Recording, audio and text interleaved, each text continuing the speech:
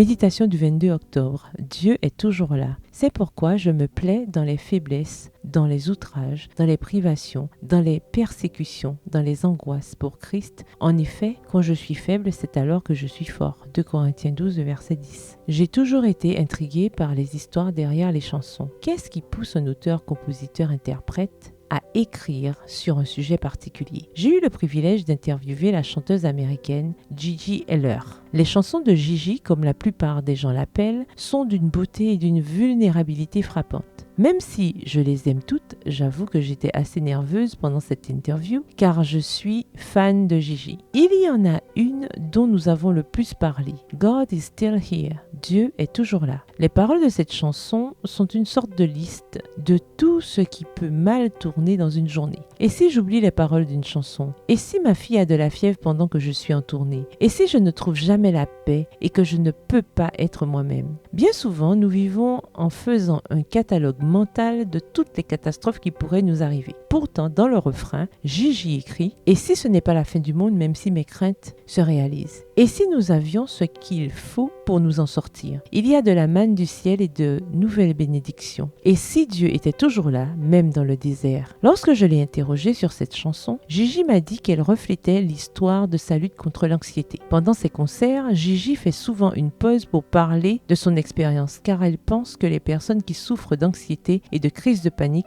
croient que cela n'arrive qu'à elle. En partageant son histoire et son processus de guérison, Gigi leur dit « Vous n'êtes pas seul ». Mais son message transmet également une autre vérité importante. Dieu peut utiliser vos faiblesses pour bénir les autres. C'est précisément à cause de mon expérience de l'anxiété que je suis poussée à écrire des chansons douces comme des berceuses, car j'en ai besoin pour ma propre âme, m'a confié Gigi. Sans mon anxiété, ces chansons n'existeraient pas. Ce sont ces épines dans la chair, ces choses dont nous pensons qu'elles nous disqualifient pour servir, que Dieu utilise le plus. Qui penserait qu'une personne souffrant d'anxiété deviendrait chanteuse et donnerait des concerts devant des milliers de personnes? Dieu, ce sont nos faiblesses qui nous gardent dépendantes de la force divine. Ainsi, plus nous sommes faibles en nous-mêmes, plus nous sommes fortes dans la force de Dieu. Prière, Seigneur, j'ai hâte de voir ce que tu vas faire de mes faiblesses. Amen. Bonne journée, que l'Éternel vous bénisse.